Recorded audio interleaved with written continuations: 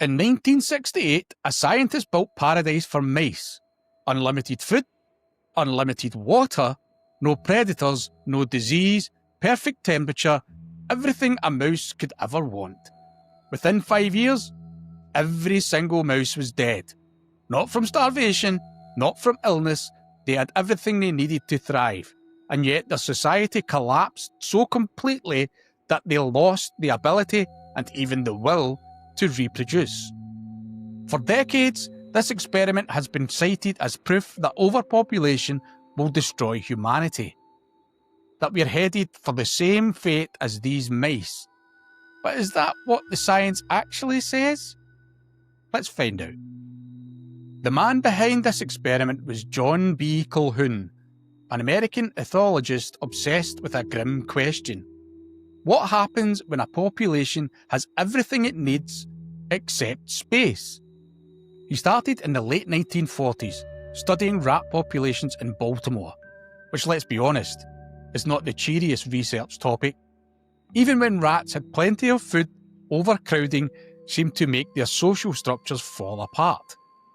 In 1954, Calhoun had joined the National Institute of Mental Health. There, he spent 3 decades building increasingly sophisticated rodent habitats. Think of them as luxury flats for mice, with a dark twist.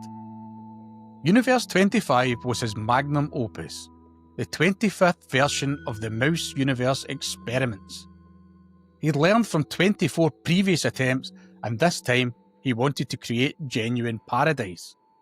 The setup was remarkable. A square tank about 8 feet on each side with 4.5-foot walls. Inside, 256 individual nesting boxes, each able to house about 15 mice. Mesh tunnels for climbing, food dispensers everywhere, water bottles throughout. Temperature held at a comfortable 68 degrees Fahrenheit. On paper, this paradise could support 3,000 to 4,000 mice. Calhoun started with just 4 breeding pairs of disease-free elite laboratory mice. What could possibly go wrong? Phase 1, the Golden Age. Days 1 to 315.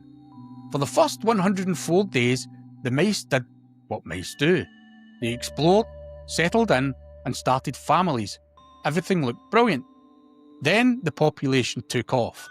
Between day 105 and day 315, the number of mice doubled roughly every 55 days. By day 315, around 620 mice were living in this so-called Utopia. But something strange started to happen. Despite having space and resources for thousands more, the mice began clustering in certain areas. Feeding became a crowded, communal activity. That sounds cosy until you realise it meant constant, stressful contact. Males started struggling to defend their territories. Birth rates began to drop. The doubling time slowed from 55 days to 145 days. Something in the social fabric was starting to break. Phase 2, the behavioural sink, days 315 to 560. Calhoun coined a term for what came next, the behavioural sink. Not just one problem, a cascade of broken social behaviours. Some males became explosively violent, fighting viciously over territories they couldn't properly defend. Others turned hypersexual and then abruptly stopped mating at all. Normal courtship rituals disappeared, replaced by what Calhoun described as pansexuality. All social and sexual norms basically fell apart. The most disturbing change was in the mothers. Maternal behaviour collapsed. Mother mice abandoned their pups. Infant mortality soared to about 96%. Newborns rarely survived more than a few days. Some were even cannibalised. The population peaked at around 2,200 mice on day 560, barely half the theoretical maximum. Phase 3, the beautiful ones. And then came the beautiful ones. These were mostly males who completely checked out of mouse society. No fighting, no mating, no defending territory, no caring for young. Instead, they spent their time obsessively grooming. They ended up with pristine, perfect coats, no scars, no bite marks, no signs of conflict. Physically, they were healthy, even beautiful. Socially, they were empty. They ate, slept, groomed, and nothing else. Here's the chilling part. When Calhoun moved some of these beautiful ones into fresh, uncrowded environments, they still wouldn't reproduce. Whatever had broken in them stayed broken. By around day 600, the last pups were born. None survived. The population began its final slide into extinction. By day 630, the end was essentially guaranteed. By spring 1973, less than 5 years after the experiment began, every mouse in Universe 25 was dead. Calhoun described two deaths. The first death, the death of purpose, of social identity, of will. And the second death, the physical death that followed. This is where the story gets weaponised. For decades, Universe 25 has been used as a warning. We are the mice. Our crowded cities are the tank. Overpopulation will destroy us. That sounds dramatic. It's also a massive oversimplification. Let's break down why that interpretation doesn't hold up. Problem 1. We're not mice. Obvious statement, I know. But it matters. Humans have culture, language, laws, technology, and the ability to reflect on our behaviour. We can recognise problems, plan and change our environment on purpose. Mice can't hold meetings, vote, redesign cities, or invent new institutions. We can. So while mice are useful models for certain biological processes, directly copying their social outcomes onto human civilizations is shaky at best. Problem 2. The experiment was artificial.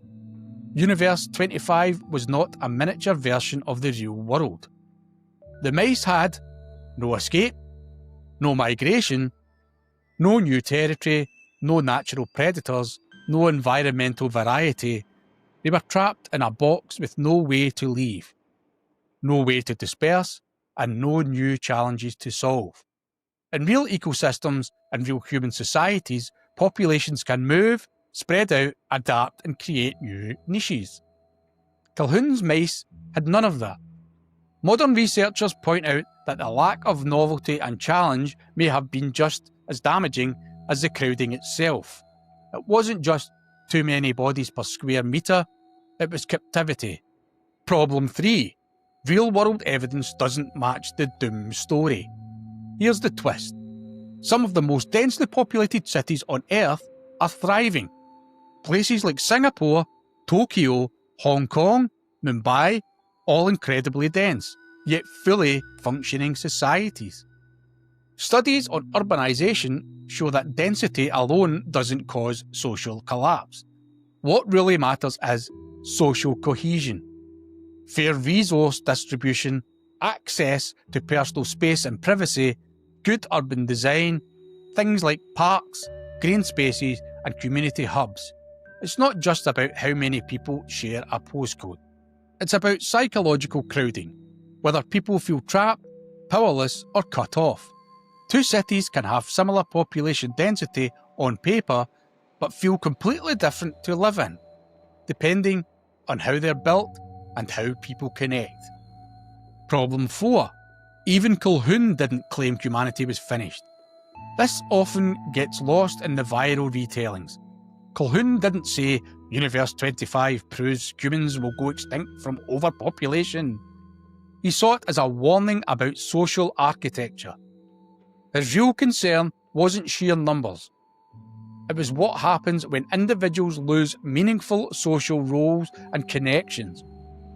When there's no sense of purpose, no clear place in the group, no way to contribute in a way that feels meaningful. In Universe 25, the mice had food, water and safety, but no way to build or reshape their world. Once the social structure collapsed, so did any sense of purpose. So is the mouse paradise experiment proof that human overpopulation will inevitably destroy us? Fiction. The experiment itself is real. The behavioural sink was real. The collapse unfolded exactly as described.